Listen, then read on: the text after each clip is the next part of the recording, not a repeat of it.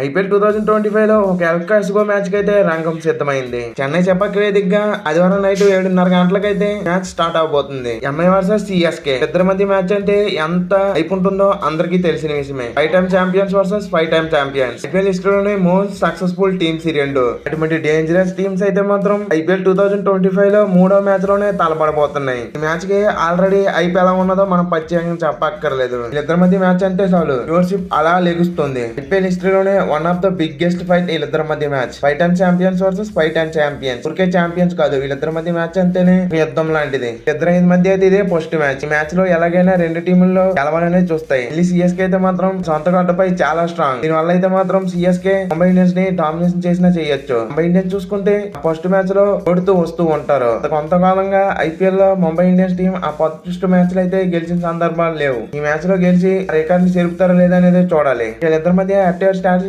కోసం అయితే ఇప్పటి వరకు 37 మ్యాచ్లు జరిగాయి. ఇందులో ముంబై ఇండియన్స్ 20 మ్యాచ్లు గెలిచింది. చెన్నై సూపర్ కింగ్స్ కేవలం 17 మ్యాచ్లు మాత్రమే గెలిచింది. చెన్నై మీద ముంబై ఇండియన్స్ టీం కి ఆ లైట్ అయితే ఎడ్జ్ మాత్రం కనబడుతుంది. కానీ లాస్ట్ 5 మ్యాచెస్ లో అయితే మాత్రం CSK team Mumbai Indians domination చేసింది. కేవలం ముంబై ఇండియన్స్ టీం ఒక్క మ్యాచ్ మాత్రమే గెలవగలిగింది. సిఎస్కే టీం చూసుకుంటే ఏకంగా 4 మ్యాచ్లు అయితే గెలిచింది. 2024 ఐపీఎల్ లో జరిగిన మ్యాచ్ లో కూడా CSK team Mumbai Indians team ని డామినేషన్ చేసి మరి మ్యాచ్ అయితే ఎగరేసి ఈ మ్యాచ్ అయితే మాత్రం సిఎస్కే హోమ్ గ్రౌండ్ లో ఆడబోతున్నారు. సిఎస్కే కి హోమ్ గ్రౌండ్ లో ఎటువంటి రికార్డ్స్ ఉన్నాయి మనం ప్రత్యేకంగా చెప్పక్కర్లేదు. మెయిన్లీ ఇదైతే మాత్రం కొంచెం కోట అనే చెప్పాలి. ఇదైతే మాత్రం ఈ గ్రౌండ్ లో 75 గానే 8% కనబడుతుంది. అలాగే ఎంఐ చూసినా కూడా ఈ గ్రౌండ్ లో అయితే చాలా మంచి రికార్డ్స్ ఉన్నాయి. చెన్నై చెప్పక్ లో ఏదైనా టీం కి మంచి రికార్డ్స్ ఉన్నాయంటే అది ఎంఐ ఒకటే.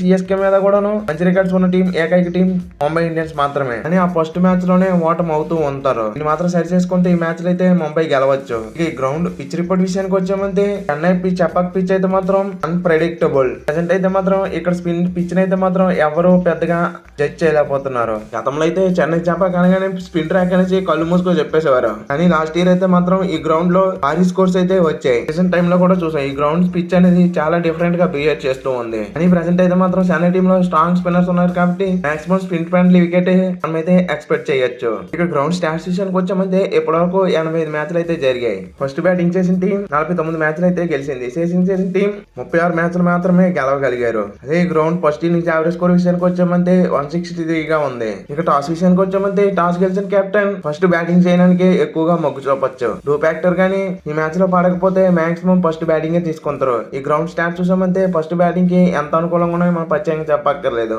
గతంలో కూడా చెన్నై పిచ్ సెకండ్ హాఫ్ లో బ్యాటింగ్ చేయడానికి చాలా కష్టం. సెకండ్ హాఫ్ లో స్పిన్నర్స్ కి ఎంతగా అనుకూలిస్తుందో మనం ప్రత్యేకంగా చెప్పక్కర్లేదు. ఇవన్నీ దృష్టిలో పెట్టి ఫస్ట్ బ్యాటింగ్ చేసే అవకాశం ఎక్కువగా ఉండొచ్చు. లేదు డూ పడేలా ఉందనుకుంటే అప్పుడైతే చేజింగ్ చేసే అవకాశం ఎక్కువగా ఉంటుంది. ఇక టీమ్స్ విషయానికి వచ్చామంటే చెన్నై టీం ముందు చెప్పుకున్నట్టే ఆ సొంత గడ్డపై ఎంత డేంజరస్ టీమో మనం ప్రత్యేకంగా చెప్పక్కర్లేదు. చెన్నై చెప్పాకలు అయితే సిఎస్కే టీం చాలా డేంజరస్ టీం. అదే ఏరో గ్రౌండ్ లో ఆడుతున్నప్పుడు సిఎస్కే టీం ని ఎలా అయినా అంచనా వేయచ్చు. అదే చెన్నై చెప్పాకలు ఆడుతున్నప్పుడు సిఎస్కే చాలా డేంజరస్ టీం. ఆపోజిట్ ఎటువంటి టీం అయినప్పటికీ కూడా. ఇక వాళ్ళ ప్లేయర్స్ విషయానికి వచ్చామంటే వీళ్ళు ఓపెనర్స్ అయితే మాత్రం అంత ప్రెసెంట్ అంత మంచి ఫామ్ లో అయితే లేరు. డెవాన్ కాన్వే, రుతురాజ్ గైక్వాడ్ ఇద్దరు ఫామ్ కోసం అయితే స్ట్రగుల్ అవుతూనే ఉన్నారు. ప్రెసెంట్ అయితే మాత్రం కానీ సిఎస్కే అనగానే ఎటువంటి ప్లేయర్స్ అయినా మంచిగా ఫామ్ కి వచ్చి ఆడుతూ ఉంటారు. మరి ఓపెనర్స్ ఎలా ఆడతారు అనేది వేచి చూడాల్సి ఉంటుంది. ఇక వన్డౌన్లో రాహుల్ త్రిపాఠి కూడా మంచి ఫామ్ లో అయితే రీసెంట్ టైమ్ లో అయితే లేడు. మనం ముందు చెప్పుకున్నట్టే సిఎస్కే అనగానే ప్లేయర్స్ మామూలుగా పర్ఫార్మెన్స్ ఇస్తూ ఉంటారు, రెచ్చిపోయి మరీ ఆడుతూ ఉంటారు. టాప్ 3 బ్యాట్స్మెన్ అయితే మాత్రం రీసెంట్ టైమ్ లో అంత మంచి ఫామ్ లో అయితే లేరు. ఇక మిడిల్ ఆర్డర్ విషయానికి వచ్చామంటే శివన్ దుబే అయితే మాత్రం రీసెంట్ టైమ్ లో చాలా మంచి ఫామ్ లో అయితే కనబడుతున్నాడు. మెయిన్లీ స్పిన్నర్స్ మీద తన అటాకింగ్ షాట్స్ ఎలా ఉంటాయి మనం ప్రత్యేకంగా చెప్పక్కర్లేదు. ఇక రవీంద్ర జడేజా కూడా రీసెంట్ టైమ్ లో అయితే మాత్రం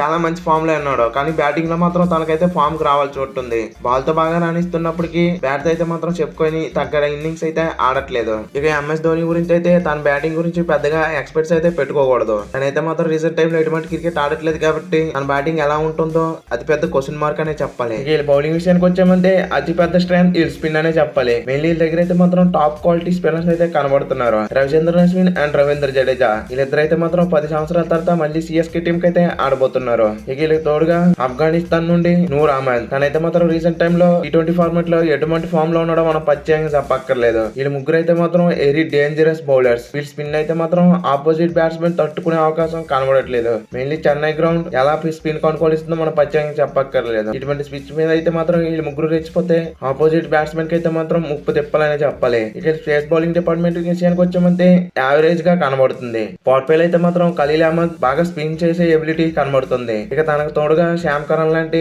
ఇన్ఫార్మ్ ప్లేయర్ ఉన్నాడు. తను కూడా చూసుకుంటే రీసెంట్ టైమ్ లో బ్యాట్ తో బాగా రాణించగలుగుతుండు. ఇక బాల్ కూడా రాణించగలిగితే సిఎస్కే టీమ్ కి తన దగ్గర నుండి చాలా మంచి ఎక్స్పెక్టేషన్స్ అయితే దొరుకుతాయి. ఇక్కడ ఎత్తలైతే వాళ్ళకి ఎప్పటిలాగే మతిసా పతిరానా ఉండబోతున్నాడు. కానీ మతిసా పతిరానా చూసుకుంటే రీసెంట్ టైమ్ లో అంత మంచి ఫామ్ లో అయితే లేడు. తన ఫామ్ కోసం చాలా స్ట్రగుల్ అవుతున్నాడు. ఇక సిఎస్కే టీమ్ కి తన పర్ఫార్మెన్స్ ఎలా ఉంటుందో చూడాలి. ఇక ఓవరాల్ గా సిఎస్కే టీమ్ ఫస్ట్ మ్యాచ్ కోసం ప్రాబబుల్ ప్లేయింగ్ లెవెన్ వచ్చామంటే ఓపెనర్స్ గా Ruturaj Gaikwad, Devon Conway, or Rachin Ravindra, మండలంలో రావు త్రిపాఠి, నెంబర్ 4 లో శివన్ దుబే, నెంబర్ 5 లో దీపక్ హూడా ఆర్ విజయ్ శంకర్, నెంబర్ 6 లో రవీంద్ర జడేజా, నెంబర్ 7 లో శ్యామ్ కరణ్, నెంబర్ 8 లో ఎంఎస్ ధోని, నెంబర్ 9 లో రవిచంద్రన్ అశ్విన్, నెంబర్ 10 లో నూర్ అహ్మద్, నెంబర్ 11 లో ఖలీల్ అహ్మద్, ఇంపాక్ట్ ప్లేయర్ గా మతిసా పతిరానా. ఇది సిఎస్కే ఒక ప్రాబబుల్ ప్లేయింగ్ 11. ఈ ప్లేయింగ్ 11 లో చూసుకుంటే వీళ్ళ దగ్గర అయితే మాత్రం 4 spin options and 4 fast bowling options అయితే ఉండబోతున్నాయి. రుతురాజ్ గైక్వాడ్ దగ్గర అయితే ఓవరాల్ గా 8 బౌలింగ్ లైనప్ ఆప్షన్స్ అయితే ఉండబోతున్నాయి. ఇక రుతురాజ్ గైక్వాడ్ వాళ్ళ బౌలర్స్ ని ఎలా యూజ్ చేసిపోతున్నారు అనేది చూడాల్సి ఉంటుంది. ఇక ఎంఐ విషయానికి వచ్చామంటే వీళ్ళ దగ్గర అయితే మాత్రం చాలా మంచి టీం అయితే కనబడుతుంది. ఫస్ట్ ఆఫ్ ఆల్ ఈ మ్యాచ్ కోసం అయితే ఇద్దరు స్టార్ ప్లేయర్స్ అయితే దూరం అవబోతున్నారు. హార్దిక్ పాండ్యా అయితే స్లో ఓవర్ రేట్ కోసం అయితే ఈ మ్యాచ్ నుండి బ్యాన్ లో అయితే ఉన్నాడు. ఇక స్టార్ బౌలర్ అయిన జస్ప్రీత్ బుమ్రా అయితే ఇంకా ఇంజూరీ నుండి అయితే కోలుకోలేదు. ఈ రెండు కారణాలు అయితే ఈ ఇద్దరు ప్లేయర్స్ ఈ ఫస్ట్ మ్యాచ్ కోసం అయితే అందుబాటులో లేరు. వీళ్ళ ప్లేయర్స్ విషయానికి వచ్చామంటే ఓపెనర్స్ అయితే రీసెంట్ టైమ్ లో చాలా మంచి ఫామ్ లో అయితే కనబడుతున్నారు. రోహిత్ శర్మ అండ్ రియల్ రికెటన్ వీళ్ళిద్దరు అయితే మాత్రం రీసెంట్ టైమ్ లో ఎటువంటి ఫామ్ లో ఉన్నారో మనం ప్రత్యేకంగా చెప్పక్కర్లేదు. ఎస్పెషల్లీ రోహిత్ శర్మ తనైతే మాత్రం ఓడియా క్రికెట్ ని ఓ T20 క్రికెట్ లాగా ఆడుతుండు. అటువంటి రోహిత్ శర్మ అయితే మాత్రం T20 క్రికెట్ లో ఎలా ఆడుతాడు అనేది వేచి చూడాల్సి ఉంటుంది. ఇక రియల్ రికెటన్ చూసుకున్నా కూడాను రీసెంట్ టైమ్ లో అయితే మాత్రం అదిరిపోయే ఫామ్ లో కనబడుతున్నాడు. మెయిన్లీ తన దగ్గర నుండి అయితే కంటెస్టెంట్ గా రన్స్ వస్తున్నాయి. అలాగే తన స్ట్రైక్ రేట్ కూడా చాలా మంచిగా మెయింటైన్ చేయగలుగుతున్నాడు. ఇక వన్ డౌన్ లో చూసుకున్న విల్ జాక్స్ లాంటి స్ట్రాంగ్ ప్లేయర్ అయితే ఉండబోతున్నాడు. విల్ జాక్స్ చూసుకున్నా కూడా బాల్ 1 నుండి ఈటింగ్ చేస్తూ ఉంటాడు. తను కూడా 150 స్ట్రైక్ రేట్ తక్కువ అయితే బ్యాటింగ్ చేయడు. వీళ్ళు టాప్ ఆర్డర్ చూసుకుంటే చాలా బలంగా కనబడుతుంది. ముగ్గురు సాలిడ్ బ్యాట్స్మెన్స్ అయితే ఉన్నారు. ఇక మిడిల్ ఆర్డర్ విషయానికి వచ్చామంటే సూర్యకుమార్ యాదవ్, తిలక్ వర్మ, రాబిన్ మీజ్ యంగ్స్టర్ అయినప్పటికీ సూర్యకుమార్ యాదవ్, తిలక్ వర్మ వీళ్ళిద్దరూ ఎటువంటి ప్లేయర్స్ మనం ప్రత్యేకంగా చెప్పక్కర్లేదు. తిలక్ వర్మ అయితే రీసెంట్ టైమ్ లో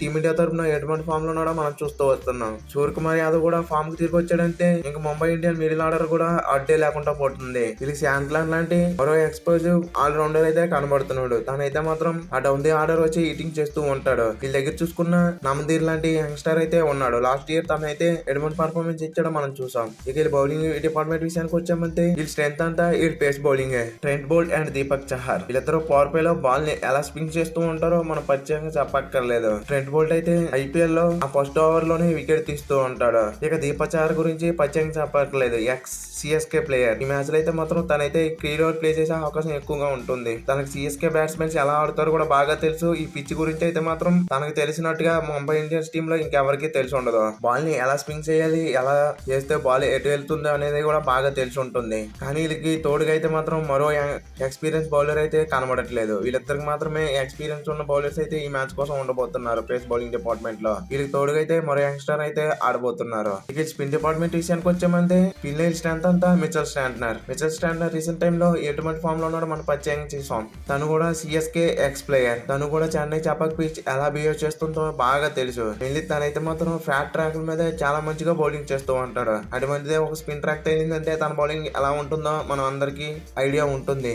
ఎక్స్ సిఎస్కే ప్లేయర్ కాబట్టి మిగతా ప్లేయర్స్ గురించి బాగా తెలిసే ఉంటుంది. నెట్స్ లో బాగా ఎన్నిసార్లు బౌలింగ్ చేసే ఉంటాడు. తనైతే మాత్రం ఈ మ్యాచ్ లో కూడా రీలోడ్ పే చేస్తాడు. Deepak Chahar and Mitchell Santner CSK batting లైనప్పుడు కుప్పకొల్చడానికి వీళ్ళిద్దరే మాత్రమే ఎంఐకి బ్రహ్మాస్త్రాలు. ఇక ఫస్ట్ మ్యాచ్ కోసం ఎంఐ ప్రాబబుల్ ప్లేయింగ్ లెవెన్ విషయానికి వచ్చామంటే ఓపెనర్స్ గా Ryan Rickelton, Rohit Sharma, one down లో విల్ జాక్స్, నెంబర్ 4 లో సూర్యకుమార్ యాదవ్, నెంబర్ 5 లో తిలక్ వర్మ, నెంబర్ 6 లో రాబిన్ మీజ్, నెంబర్ 7 లో మిచెల్ శాంట్నర్, నెంబర్ 8 లో దీపక్ చహర్, నెంబర్ 9 లో కరణ్ శర్మ, నెంబర్ 10 లో ట్రెంట్ బోల్ట్, నెంబర్ 11 లో రాజ్ భవా, అర్జున్ టెండూల్కర్, ఇంపాక్ట్ ప్లేయర్ గా నమదీర్. ఇది ఎంఐ యొక్క ప్రాబబుల్ ప్లేయింగ్ 11. ఇక ఈ థర్డ్ మ్యాచ్ లో ఏ టీం గెలుస్తుంది అనుకుంటారో కింద కామెంట్ చేయండి. ఈ మ్యాచ్ కోసం అయితే CSK on the paper strong గా కనబడుతుంది. ఎంఐ చూసుకుంటే ఆన్ ది పేపర్ అయితే మాత్రం అంత బలంగా అయితే లేరు. వాళ్ళ దగ్గర ఈ మ్యాచ్ కోసం ఇద్దరు స్టార్ ప్లేయర్ లేపడం అయితే మాత్రం ఎంఐ టీం కి అతి పెద్ద దెబ్బ అని చెప్పాలి. అదే వాళ్ళిద్దరు ఉంటుంటే ఎంఐ టీం ఎంత డేంజరస్ గా ఉన్నా ప్రత్యేకంగా చెప్పక్కర్లేదు. ఇద్దరు ప్లేయర్ లేపడం కొంచెం వీక్నెస్ గా కనబడుతుంది.